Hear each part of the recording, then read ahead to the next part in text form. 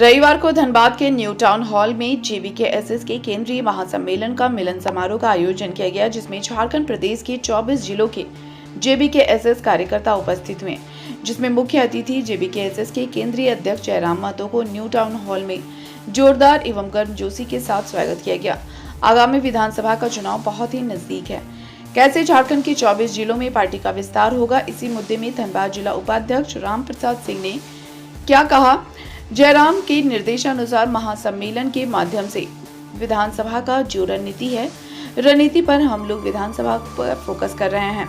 लोकसभा में जिस तरह से हम लोगों का अच्छा परफॉर्मेंस किया गया, लेकिन कैसे हम लोग पिछड़े थे, दोबारा हम लोग नहीं पिछड़ना चाहते हैं। इसलिए हम लोग प्रत्येक व्यक्ति तक जयराम के विचारधाराओं को जन जन तक पहुंचाना है और विधानसभा के चुनावों में पार्टी का नए चेहरे के तौर पर 2024 जिले में प्रत्याशी उतारने का प्रयास रहेगा। धनबाद से लोकसभा के प्रत्याशी रह चुके इखलाक अंसारी ने कहा कि हम लोगों का मुख्य उद्देश्य देखा जाए तो कैसे हम लोग विधानसभा में अधिक से अधिक सीट अपने पक्ष में कर सकें। लोग पहले समझते थे कि जेबीकेएसएस महतो का पार्टी है, लेकिन लोकसभा के चुनाव में इखलाक अंसारी को टिकट देकर यह साबित कर दिया कि यह झारखंड की पार्टी है, यह माटी का पार्टी है। जेबीकेएसएस किसी एक समुदाय का पार्टी नहीं है। नमस्कार, जोहार झारखंड। मैं बहादुर राय, आप देख रहे हैं स्टार सिटी 24 झारखंड बिहार। इस वक्त मैं धनबाद के न्यू टाउन हॉल में हूँ। यहाँ पे जेबीकेएसएस के द्वारा आप ये देख पा रहे हैं केंद्रीय महासम्मेलन का आयोजन किया है। यहाँ बहुत सारे लोग हैं। हम जेबीकेएसएस के हम जानने का प्रयास करेंगे। क्या कुछ कहिएगा दादा? सबसे पहले आपको जोहार। आज जो हम लोगों का केंद्रीय महासम्मेलन है, पूरे झारखंड प्रदेश के 24 जिलों के लोग जो हैं, केंद्रीय के और जिला कमेटी के सभी पदाधिकारीगण जो हैं टाउन हॉल हमारे धनबाद के धरती में, धनबाद के प्रांगण में आज उपस्थित हुए हैं और काफ़ी चीज़ों पर विचार विमर्श किया जा रहा है। देखिए, जिस तरीके से हमारे पार्टी के सुप्रीमो टाइगर जयराम दा का आदेश अनुसार आज ये केंद्रीय सम्मेलन देख रहे हैं, इस केंद्रीय सम्मेलन के माध्यम से पार्टी के आगे का विधानसभा चुनाव का जो रणनीति है, उस रणनीति पर विशेष करके हम लोग फोकस करके चर्चा कर रहे हैं कि हम लोग लोकसभा में किस तरीके से हम लोग मुख्य जो हम लोगों को मतलब इतना अच्छा परफॉर्मेंस होने के बाद भी हम लोग जो है कहीं न कहीं बिछड़ गए हैं, तो दोबारा हम लोग नहीं बिछड़ना चाहते हैं। इसलिए प्रत्येक व्यक्ति के पास हम लोग पहुँच रहे हैं, उनका उद्देश्य को पहुँचा रहे हैं, ताकि जयराम महतो का जो विचारधारा, उस विचारधारा को उन तक पहुँचा रहे हैं।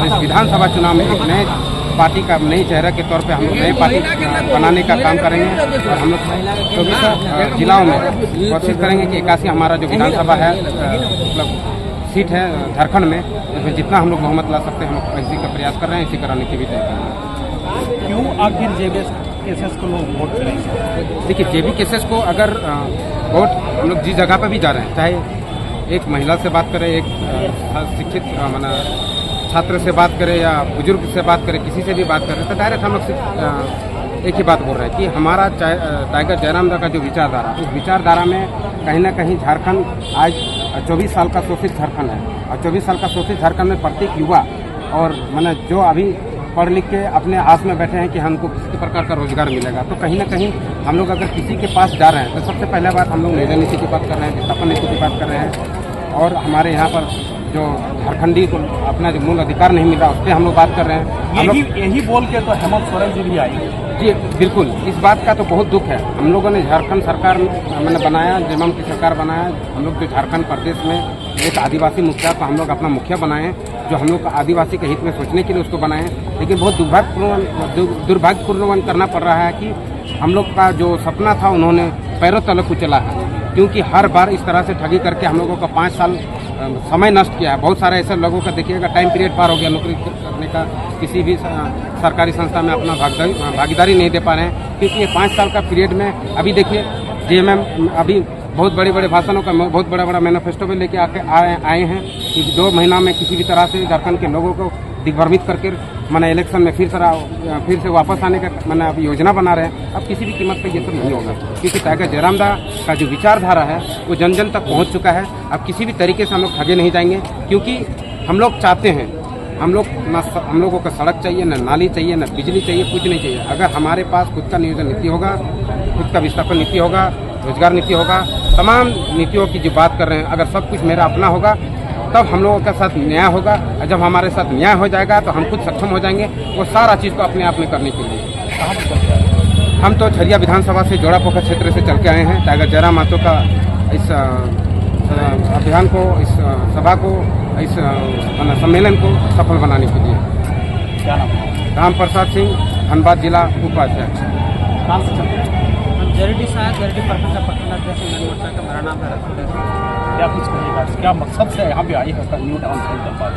मकसद सिर्फ एक ही है कि 1932 राज्य में लागू हो और झारखंड राज्य आज़ाद हो और झारखंड क्या लग रहा है हम क्या बिल्कुल आज़ाद नहीं। और जब तक हमको लग रहा है कि कांग्रेस भाजपा की यहाँ पर सत्ता रहेगी कभी आज़ाद नहीं। लोग आज़ाद होने ही नहीं देगा, क्योंकि लोग सबका साथ सबका विकास का बात हम लोग करते हैं।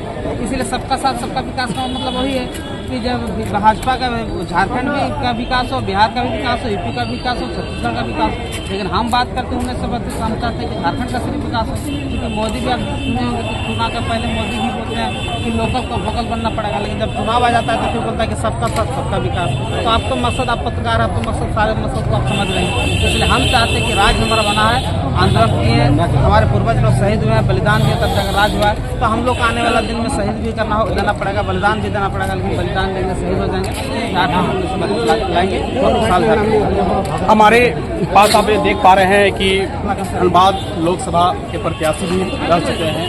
थोड़ा क्या कुछ करिएगा, आज का उद्देश्य क्या है न्यू टाउन हॉल में आज महासम्मेलन रखते हैं? आज का जो हमारा जो यहाँ पर महासभा जो था उसका जो मुख्य कारण अगर देखा जाए तो चलिए कि हम लोग कैसे विधानसभा की तैयारी करें, क्योंकि लोकसभा देखा जाता है ऐसे 2-3 महीने पहले लोग लोकसभा का चुनाव लड़े और हम लोग को ज़्यादातर फोकस करना है कि विधानसभा में कैसे फतेह किया जाए। क्योंकि हमारा 8 जो प्रत्याशी थे तो हम लोग नो डाउट बहुत अच्छा एक मतदान है, ये खराब मत नहीं होता है, क्योंकि लगभग 8.5 लाख वोट लाना निर्दलीय प्रत्याशी होने के बावजूद भी।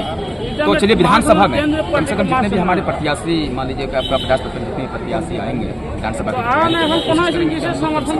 35 ताकि आप लोकसभा के प्रत्याशी रह चुके हैं, क्या क्या अनुभव हुआ, क्या क्या ऐसा कुछ करना चाहिए जो विधानसभा में आप लोग मैंने सरकार देखिए अभी शाम के देखिए सर्वप्रथम अगर हम बात करें तो लोगों में एक पहले मानसिकता था कि नहीं महतो पार्टी कि ज़्यादातर लोग जो है वो महतो समुदाय के लोग ही ज़्यादा इनके साथ जुड़े हुए हैं। लेकिन जैसे लोकसभा का रिजल्ट आया तो अगर इसका रिजल्ट देखिएगा तो आपका जो परसेंटेज वोट है वो महतो समाज का जो मुझे मिला तो ये साबित कर दिया कि जयराम महतो की जो पार्टी है वो पर्टिकुलर किसी एक जात किसी एक धर्म के लिए नहीं है, बल्कि जो सेकुलर शब्द जो होता है जो आपका कॉन्स्टिट्यूशन में है, जयराम दा ने एक मुसलमान समाज को टिकट देकर के इसको साबित कर दिया कि अगर सेकुलर शब्द की कोई परिभाषित करता है तो टाइगर जयराम महतो ने किया है और धनबाद से लोकसभा प्रत्याशी थे।